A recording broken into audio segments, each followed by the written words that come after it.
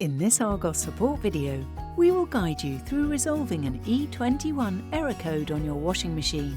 This error code indicates that the appliance is taking longer than expected to drain the water. This is usually caused by a blocked pump filter, drain hose, or a restriction in the drainage system. Firstly, switch the appliance off and unplug it from the mains power supply. Locate the pump filter.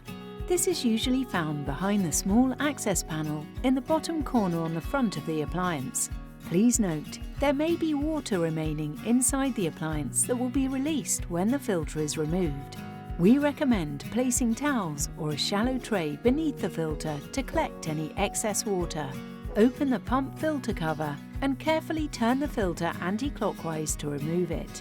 Inspect the filter and housing for any lint, coins, buttons or other debris and remove any blockages. Next, check the drain hose at the rear of the appliance. Ensure it is not kinked, crushed or blocked, as this may restrict the flow of water. Once complete, refit the pump filter securely and close the access panel.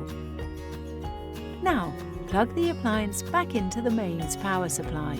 Select your desired program and press Start to check whether the appliance drains correctly. For further support, please visit argos-support.co.uk.